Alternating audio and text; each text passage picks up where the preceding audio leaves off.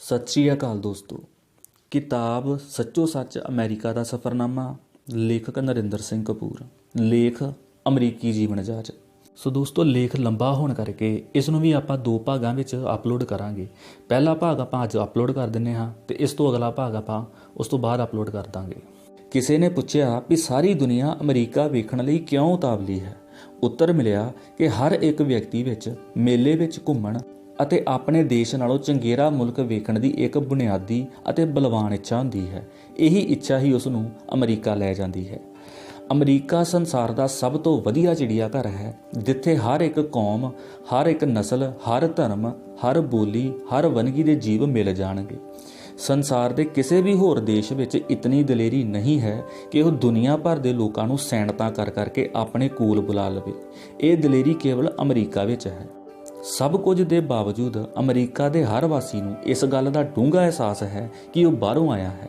ਕੇਵਲ ਚਿੱਟੀ ਚਮੜੀ ਵਾਲੇ ਪ੍ਰਾਚੀਨ ਅੰਗਰੇਜ਼ ਯਾਨੀ ਐਂਗਲੋ ਸੈਕਸ਼ਨ ਅਤੇ ਉਹ ਵੀ ਈਸਾਈ ਧਰਮ ਦੀ ਪ੍ਰੋਟੈਸਟੈਂਟ ਸ਼ਾਖ ਨਾਲ ਸੰਬੰਧ ਰੱਖਣ ਵਾਲੇ ਲੋਕ ਹੀ ਆਪਣੇ ਆਪ ਨੂੰ ਅਮਰੀਕਨ ਮੰਨਦੇ ਹਨ ਅਤੇ ਇਹਨਾਂ ਨੂੰ ਹੀ ਅਮਰੀਕਾ ਵਿੱਚ ਅਮਰੀਕਨ ਸਮਝਿਆ ਜਾਂਦਾ ਹੈ। ਅੰਗਰੇਜ਼ਾਂ ਨੇ ਅਮਰੀਕਾ ਦਾ ਰੰਗ ਰੂਪ ਇਵੇਂ ਬਦਲ ਦਿੱਤਾ ਜਿਵੇਂ ਲਲਾਰੀ ਦੇ ਤਸਲੇ ਵਿੱਚੋਂ ਨਿਕਲਣ ਨਾਲ ਕੱਪੜੇ ਦਾ ਰੰਗ ਬਦਲ ਜਾਂਦਾ ਹੈ। ਅਮਰੀਕਾ ਦੇ ਆਦਿਵਾਸੀ ਤਾਂ ਵਿਚਾਰੇ ਜਿਹੇ ਹੀ ਬਣ ਕੇ ਰਹਿ ਗਏ ਹਨ। ਅਫਰੀਕਾ ਵਿੱਚੋਂ ਲਿਆਂਦੇ ਨੀਗਰੋ ਲੋਕਾਂ ਨੂੰ ਭਾਵੇਂ ਅਬਰਾਹਿਮ ਲਿੰਕਨ ਨੇ ਆਜ਼ਾਦ ਕਰਵਾ ਦਿੱਤਾ ਸੀ, ਪਰ ਉਹਨਾਂ ਦੇ ਉਦਰੇ ਮਨ ਅਜੇ ਵੀ ਭਟਕ ਰਹੇ ਹਨ। ਜੋ ਹਾਲ ਸਾਡੇ ਦੇਸ਼ ਵਿੱਚ ਹਰੀਜਨਾਂ ਦਾ ਹੈ, ਅਮਰੀਕਾ ਵਿੱਚ ਲਗਭਗ ਉਹ ਜਿਹੀ ਸਥਿਤੀ ਨੀਗਰੋ ਲੋਕਾਂ ਦੀ ਹੈ। ਇਹਨਾਂ ਲੋਕਾਂ ਦੇ ਚਿਹਰਿਆਂ 'ਤੇ ਘੋਰ ਉਦਾਸੀ ਹੈ। ਇਹਨਾਂ ਦੀ ਮਿਹਨਤ ਨਾਲ ਉਸਤਰਿਆ ਅਮਰੀਕਾ ਇਹਨਾਂ ਨੂੰ ਅਪਣਾਉਣ ਤੋਂ ਇਨਕਾਰੀ ਹੈ। ਸੋ ਗਾਲਾਂ ਇਹਨਾਂ ਲੋਕਾਂ ਦੇ ਹੋਠਾਂ ਉੱਤੇ ਆ ਕੇ ਪੱਬਾਂ ਭਾਰ ਵਾਪਸ ਮੁੜ ਜਾਂਦੀਆਂ ਹਨ।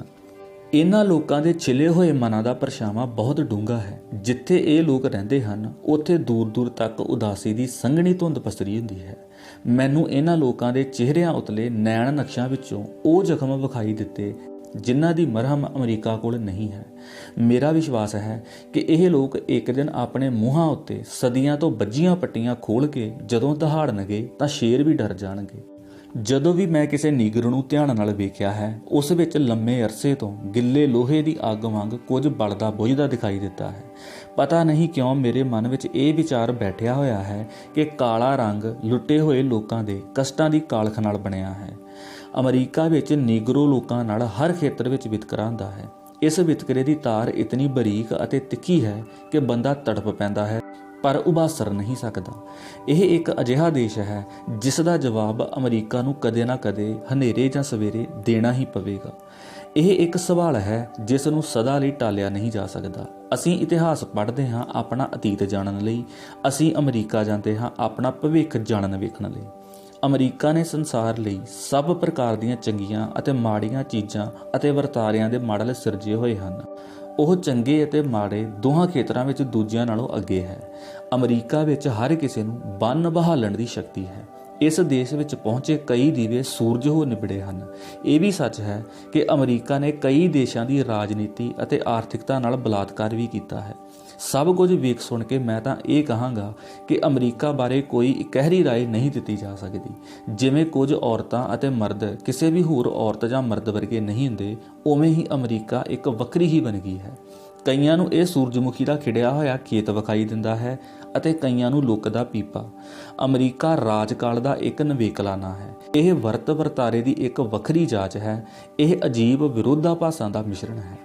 ਅਮਰੀਕਾ ਨੂੰ ਵੇਖ ਕੇ ਹਰ ਕਿਸੇ ਪ੍ਰਵਾਸੀ ਨੂੰ ਆਪਣੇ ਦੇਸ਼ ਦੀ ਸਥਿਤੀ ਦਾ ਉਵੇਂ ਹੀ ਖਿਆਲ ਆਉਂਦਾ ਹੈ ਜਿਵੇਂ ਦਿੱਲੀ ਵਿੱਚ ਘੁੰਮਦਿਆਂ ਇੱਕ ਕਿਸਾਨ ਨੂੰ ਬਹੁਤ ਦੂਰ ਮਿੱਟੀ ਘੱਟੇ ਵਿੱਚ ਲਪੇਟੇ 7 ਉਣੀਂਦੇ ਸੁਸਤ ਚਾਲ ਚੱਲਦੇ ਸੁੰਗੜੇ ਹੋਏ ਆਪਣੇ ਪਿੰਡ ਦਾ ਖਿਆਲ ਆਉਂਦਾ ਹੈ।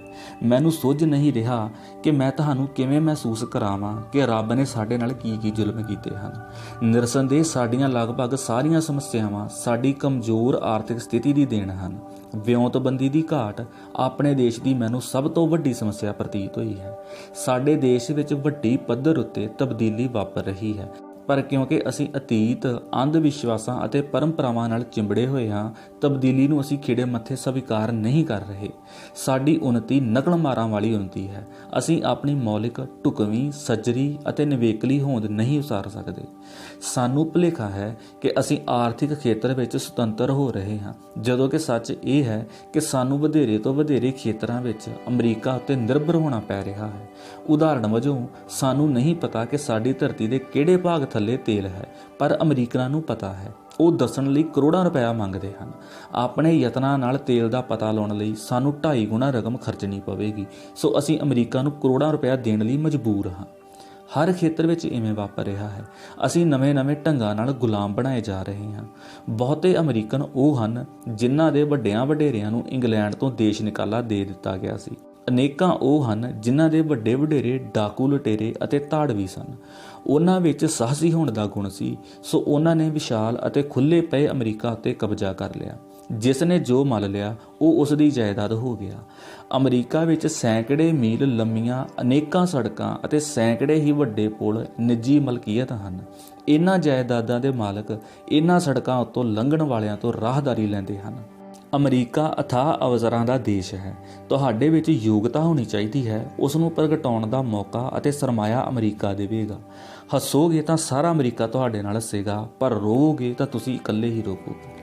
ਅਮਰੀਕਾ ਸਫਲ ਅਤੇ ਹਿੰਮਤੀ ਵਿਅਕਤੀ ਦਾ ਸਾਥ ਦਿੰਦਾ ਹੈ। ਹਾਰੇ ਹੋਏ ਵਿਅਕਤੀ ਨੂੰ ਅਮਰੀਕਾ ਨਹੀਂ ਪਛਾਣਦਾ। ਜਿਹੜੇ ਅਦਾਰੇ ਕਿਸੇ ਵੇਲੇ ਅਮਰੀਕਾ ਵਿੱਚ ਨੰਬਰ 1 ਤੇ ਸਨ, ਉਹ ਦੇਣਦਾਰੀਆਂ ਵਿੱਚ ਅਜਿਹੇ ਉਲਝੇ ਕਿ ਸਦਾ ਲਈ ਲੋਪ ਹੋ ਗਏ। ਅਨੇਕਾਂ ਫਿਲਮਾਂ ਦੇ ਹੀਰੋ ਕੰਗਾਲ ਹੋ ਕੇ ਸਿਨੇਮਿਆਂ ਦੀ ਗੇਟਕੀਪਰ ਬਣਨ ਲਈ ਮਜਬੂਰ ਹੋਏ। ਅਜਿਹੀ ਉਥਲ ਪੁਥਲ ਸਾਡੇ ਦੇਸ਼ ਵਿੱਚ ਵੀ ਵਾਪਰਦੀ ਹੈ, ਪਰ ਅਮਰੀਕਾ 'ਚ ਇਹ ਬੜੀ ਤੇਜ਼ੀ ਨਾਲ ਵਾਪਰਦੀ ਹੈ। ਸਭ ਕੁਝ ਪੈਸੇ ਉੱਤੇ ਆਧਾਰਿਤ ਹੈ। ਸੋ ਉਸ ਜੀਵਨ ਵਿੱਚ ਰਿਸ਼ਤੇ ਨਾਤੇ, ਦੋਸਤੀਆਂ ਦੁਸ਼ਮਣੀਆਂ ਉਤਨੀਆਂ ਪੱਕੀਆਂ ਨਹੀਂ ਜਿਤਨੀਆਂ ਸਾਡੇ ਦੇਸ਼ ਵਿੱਚ ਹਨ। ਗਰੀਬੀ ਦੇ ਕਈ ਲਾਭ ਵੀ ਹਨ। ਇੱਕ ਲਾਭ ਇਹ ਹੈ ਕਿ ਇੱਕ ਦੂਜੇ ਉੱਤੇ ਨਿਰਭਰਤਾ ਵਧੇਰੇ ਹੋਣ ਕਰਕੇ ਸਾਡੇ ਰਿਸ਼ਤੇ ਵਧੇਰੇ ਹੰਢਣਸਾਰ ਹਨ। ਅਮਰੀਕਾ ਵਿੱਚ ਸਭ ਕੁਝ ਬੜਾ ਪੱਕਾ ਹੈ, ਪਰ ਕੁਝ ਵੀ ਹੰਢਣਸਾਰ ਨਹੀਂ। ਅਮਰੀਕਾ ਵਿੱਚ ਜਿਹੜੇ ਲੋਕ ਮੁੱਢ ਵਿੱਚ ਬਹੁੜੇ, ਉਹਨਾਂ ਨੇ ਇੰਗਲੈਂਡ ਵਿਚਲੀਆਂ ਰਵਾਇਤਾਂ ਦੇ ਉਲਟ ਵਰਤਾਰਾ ਸਥਾਪਿਤ ਕੀਤਾ। ਇੰਗਲੈਂਡ ਵਿੱਚ ਲੋਕ ਸੜਕ ਦੇ ਖੱਬੇ ਪਾਸੇ ਚੱਲਦੇ ਹਨ। ਅਮਰੀਕਾ ਨੇ ਸੱਜੇ ਪਾਸੇ ਚੱਲਣ ਦੀ ਪਿਰਤ ਪਾਈ। ਅਸੀਂ ਬਿਜਲੀ ਦਾ ਬਲਬ ਜਾਂ ਪੱਖਾ ਸਵਿੱਚ ਨੂੰ ਉੱਪਰੋਂ ਥੱਲੇ ਕਰਕੇ ਜਗਾਉਂਦੇ ਚਲਾਉਂਦੇ ਹਾਂ, ਪਰ ਅਮਰੀਕਨ ਥੱਲਿਓਂ ਉੱਪਰ ਕਰਦੇ ਹਨ। ਅਸੀਂ ਤਾਰੀਖ ਲਿਖਣ ਵੇਲੇ ਪਹਿਲਾ ਦਿਨ, ਫਿਰ ਮਹੀਨਾ ਅਤੇ ਅੰਤ ਵਿੱਚ ਸਾਲ ਲਿਖਦੇ ਹਾਂ। ਅਮਰੀਕਾ ਵਿੱਚ ਪਹਿਲੇ ਮਹੀਨਾ, ਫਿਰ ਦਿਨ ਅਤੇ ਮਗਰੋਂ ਸਾਲ ਲਿਖਿਆ ਜਾਂਦਾ ਹੈ। ਅਸੀਂ ਪਹਿਨਣ ਸਮੇਂ ਕੱਪੜੇ ਦਾ ਚਮਕਦਾਰ ਪਾਸਾ ਬਾਹਰ ਰੱਖਦੇ ਹਾਂ, ਅਮਰੀਕਨ ਇਸ ਨੂੰ ਅੰਦਰਲੇ ਪਾਸੇ ਰੱਖਦੇ ਹਨ। ਅਸੀਂ ਬੜੇ ਸੌਖੇ ਹੋ ਕੇ ਭੋਜਨ ਖਾਣ ਲਈ ਬੈਠਦੇ ਹਾਂ, ਉਹ ਪੂਰਾ ਲਿਬਾਸ ਪਾ ਕੇ ਖਾਣਾ ਖਾਂਦੇ ਹਨ। ਅਸੀਂ ਸਵੇਰੇ ਨਹਾਉਂਦੇ ਹਾਂ, ਉਹ ਰਾਤ ਨੂੰ ਨਹਾਉਂਦੇ ਹਨ। ਅਸੀਂ ਹੋਟਲ ਵਿੱਚ ਭੋਜਨ ਪਹਿਲਾਂ ਖਾਂਦੇ ਹਾਂ, ਪੈਸੇ ਮਗਰੋਂ ਅਦਾ ਕਰਦੇ ਹਾਂ। ਉੱਥੇ ਪਹਿਲਾਂ ਪੈਸੇ ਲਏ ਜਾਂਦੇ ਹਨ, ਭੋਜਨ ਮਗਰੋਂ ਮਿਲਦਾ ਹੈ। ਇਹੀ ਹਾਲ ਪੈਟਰੋਲ ਪੰਪਾਂ 'ਤੇ ਹੈ। ਮਾਇਕ ਪੱਖੋਂ ਅਸੀਂ ਹੁਣ ਕੱਪੜੇ ਪਾਉਣ ਦੇ ਯੋਗ ਹੋਏ ਹਾਂ, ਜਦੋਂ ਕਿ ਅਮਰੀਕਨ ਕੱਪੜੇ ਪਾ ਥੱਕ ਗਏ ਹਨ, ਸੋ ਉਹ ਕੱਪੜੇ ਲਾਉਣ ਵਿੱਚ ਰੁੱਝੇ ਹੋਏ ਹਨ।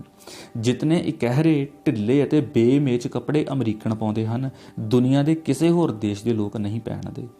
ਅਸੀਂ ਆਪਣੀ ਹੀਣਤਾ ਕਾਰਨ ਵਧੇਰੇ ਕੱਪੜੇ ਪਾਉਂਦੇ ਹਾਂ ਅਤੇ ਆਪਣੇ ਕੱਪੜਿਆਂ ਵੱਲ ਵਧੇਰੇ ਧਿਆਨ ਦਿੰਦੇ ਹਾਂ। ਸਾਨੂੰ ਖਾਣ ਹੰਢਾਉਣ ਦੇ ਅਵਸਰ ਹੁਣ ਮਿਲੇ ਹਨ। ਇਹੀ ਕਾਰਨ ਹੈ ਕਿ ਸਾਡੇ ਸਮਾਜਿਕ ਸਮਾਗਮਾਂ ਉੱਤੇ ਜਾਂ ਕੱਪੜੇ ਦਿੱਤੇ ਜਾਂਦੇ ਹਨ ਤੇ ਜਾਂ ਖਾਣ ਦਾ ਸਮਾਨ ਦਿੱਤਾ ਜਾਂਦਾ ਹੈ। ਸੰਸਾਰ ਦੇ ਬਾਕੀ ਦੇਸ਼ਾਂ ਵਿੱਚ ਪੁਰਸ਼ ਚੁਸਤ ਹਨ ਅਤੇ ਇਸਤਰੀਆਂ ਪਛੜੀਆਂ ਹੋਈਆਂ ਹਨ, ਪਰ ਅਮਰੀਕਾ ਵਿੱਚ ਬਿਲਕੁਲ ਉਲਟ ਹੈ।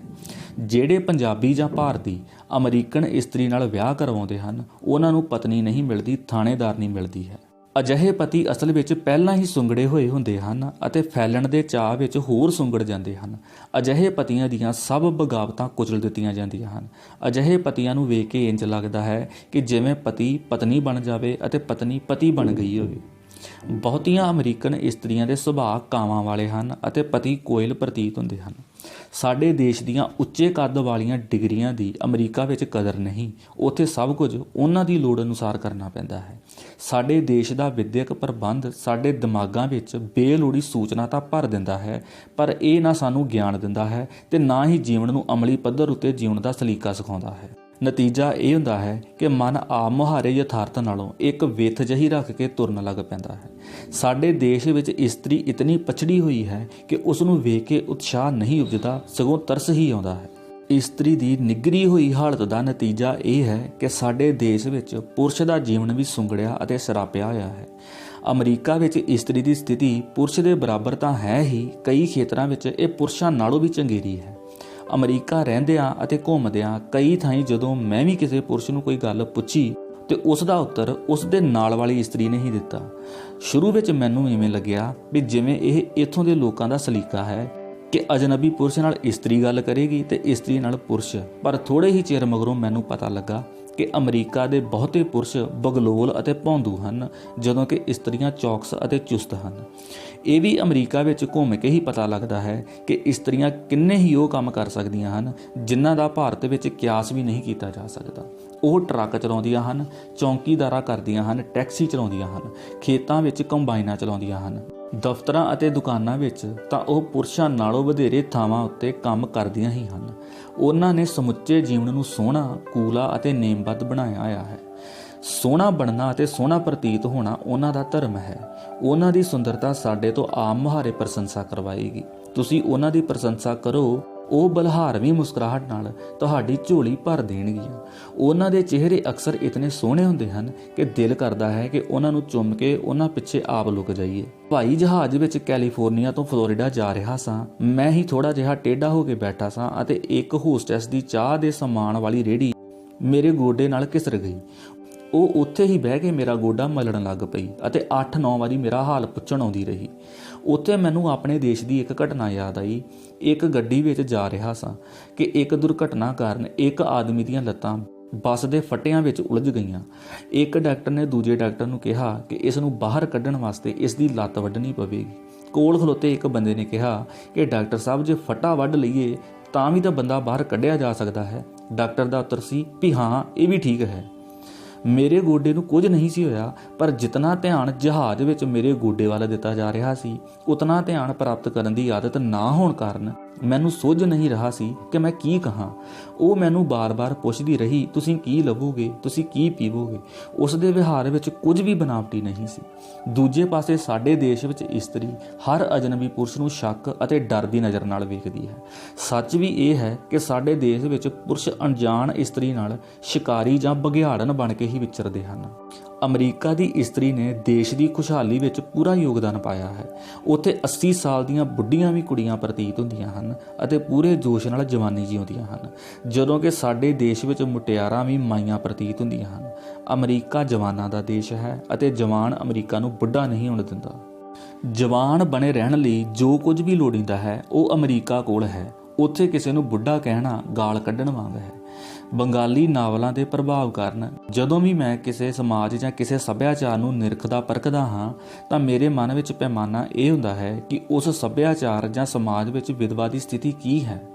ਆਪਣੇ ਦੇਸ਼ ਵਿੱਚ ਵਿਧਵਾ ਦੀ ਹਾਲਤ ਨੂੰ ਬਿਆਨ ਕਰਨਾ ਇਸ ਸਫ਼ਰਨਾਮੇ ਵਿੱਚ ਯੋਗ ਨਹੀਂ ਹੋਵੇਗਾ, ਪਰ ਯੂਰਪ ਅਤੇ ਅਮਰੀਕਾ ਵਿੱਚ ਵਿਧਵਾ ਨਹੀਂ ਰਹਿੰਦੀ। ਉਹ ਦੂਜੀਆਂ ਇਸਤਰੀਆਂ ਵਾਂਗ ਹੀ ਭਰਪੂਰ ਜੀਵਨ ਜਿਉਂਦੀ ਹੈ। ਭਾਰਤ ਵਿੱਚ ਜੇ ਪਤੀ ਮਰ ਜਾਵੇ ਤਾਂ ਉਸ ਦੇ ਮਰਨ ਦਾ ਦੋਸ਼ ਇਸਤਰੀ ਤੇ ਲਾਇਆ ਜਾਂਦਾ ਹੈ। ਪੇਂਡੂ ਸਮਾਜ ਵਿੱਚ ਕੋਈ ਮੁਸ਼ਕਲ ਅਜਿਹੀ ਨਹੀਂ ਜਿਸ ਦਾ ਵਿਧਵਾ ਸਾਹਮਣਾ ਨਹੀਂ ਕਰਦੀ। ਸਾਡੇ ਦੇਸ਼ ਵਿੱਚ ਵਿਧਵਾ ਦੀ ਹਾਲਤ ਰੁਕੀ ਹੋਈ ਘੜੀ, ਫਟੀ ਹੋਈ ਚਾਦਰ ਜਾਂ ਲੁੱਟੀ ਹੋਈ ਪਤੰਗ ਵਾਲੀ ਹੁੰਦੀ ਹੈ। ਅਮਰੀਕਾ ਦੇ ਬੱਚੇ ਇਤਨੇ ਸੋਹਣੇ ਅਤੇ ਗੋਬਲੇ ਹਨ ਕਿ ਦਿਲ ਕੀਤਾ ਕਿ 1-2 ਚੋਰੀ ਕਰਕੇ ਲੈ ਜਾਵਾਂ। ਉੱਥੋਂ ਦੇ ਤੰਦਰੁਸਤ ਅਤੇ ਉਤਸ਼ਾਹ ਨਾਲ ਭਰੇ ਹੋਏ ਬੱਚਿਆਂ ਨੂੰ ਵੇਖ ਕੇ ਮਹਿਸੂਸ ਹੋਇਆ ਕਿ ਸਾਡੇ ਬੱਚੇ ਸਰੀਰਕ ਭੁੱਖ ਕਾਰਨ ਰੋਂਦੇ ਹੀ ਰਹਿੰਦੇ ਹਨ। ਦੁੱਖ ਇਸ ਗੱਲ ਦਾ ਹੈ ਕਿ ਅਸੀਂ ਆਪਣੀ ਖੁਰਾਕ ਵਿੱਚੋਂ ਉਹ ਚੀਜ਼ਾਂ ਕੱਢ ਦਿੱਤੀਆਂ ਹਨ ਜਿਹੜੀਆਂ ਸਰੀਰ ਨੂੰ ਰਿਸ਼ਟ-ਪੁਸ਼ਟ ਬਣਾਉਂਦੀਆਂ ਹਨ। ਅਮਰੀਕਾ ਵਿੱਚ ਬੱਚੇ ਨੂੰ ਪਾਲਣਾ ਬਹੁਤ ਹੀ ਮਹਿੰਗਾ ਕੰਮ ਹੈ। ਉੱਥੇ ਸਾਰੇ ਕੰਮ ਧੰਦੇ ਨਿੱਜੀ ਖੇਤਰ ਵਿੱਚ ਹੋਣ ਕਰਕੇ ਕਿਸੇ ਇਸਤਰੀ ਨੂੰ ਪ੍ਰਸੂਤ ਛੁੱਟੀ ਨਹੀਂ ਮਿਲਦੀ। ਉੱਥੇ ਬੱਚੇ ਨੂੰ ਜਨਮ, ਉਸ ਨੂੰ ਪਾਲਣ ਦੀ ਖੁਸ਼ੀ ਮਾਣਨ ਅਤੇ ਅਨੁਭਵ ਪ੍ਰਾਪਤ ਕਰਨ ਵਾਸਤੇ ਦਿੱਤਾ ਜਾਂਦਾ ਹੈ। ਇੱਕ ਗੱਲ ਉੱਥੋਂ ਦੀ ਇਹ ਚੰਗੀ ਲੱਗੀ ਕਿ ਉੱਥੇ ਲੜਕੇ ਅਤੇ ਲੜਕੀ ਵਿੱਚ ਕੋਈ ਅੰਤਰ ਨਹੀਂ। ਮੈਂ ਤਾਂ ਇਹ ਕਹਾਂਗਾ ਕਿ ਉੱਥੇ ਮਾਪਿਆਂ ਦੀ ਪਹਿਲੀ ਪਸੰਦ ਧੀ ਹੁੰਦੀ ਹੈ। ਮਾਵਾਂ ਲਈ ਧੀਆਂ ਨੂੰ ਪਾਲਣਾ, ਸਜਾਉਣਾ ਅਤੇ ਸਿਖਾਉਣਾ ਵਧੇਰੇ ਤਸੱਲੀ ਭਰਿਆ ਅਨੁਭਵ ਹੁੰਦਾ ਹੈ। ਸਾਡੇ ਦੇਸ਼ ਵਿੱਚ ਇੱਛਾ ਭਾਵੇਂ ਪੁੱਤਰਾਂ ਦੀ ਕੀਤੀ ਜਾਂਦੀ ਹੈ, ਪਰ ਵਧੇਰੇ ਤਸੱਲੀ ਧੀਆਂ ਨੂੰ ਪਾਲ ਕੇ ਹੀ ਹੁੰਦੀ ਹੈ। ਭਾਰਤੀ ਪਰਿਵਾਰਾਂ ਵਿੱਚ ਪੁੱਤਰ ਵਿਆਹ ਹੋਣ ਤੱਕ ਹੀ ਪੁੱਤਰ ਰਹਿੰਦੇ ਹਨ, ਜਦੋਂ ਕਿ ਧੀਆਂ ਸਾਰੀ ਉਮਰ ਧੀਆਂ ਰਹਿੰਦੀਆਂ ਹਨ। ਦੋਸਤੋ, ਅੱਜ ਦੇ ਲਈ ਆਪਾਂ ਇਹ ਟੌਪਿਕ ਇੱਥੇ ਖਤਮ ਕਰਦੇ ਹਾਂ ਤੇ ਇਸ ਤੋਂ ਅਗਲੇ ਭਾਗ ਵਿੱਚ ਆਪਾਂ ਸਾਰਾ ਲੇਖ ਖਤਮ ਕਰ ਦੇਵਾਂਗੇ।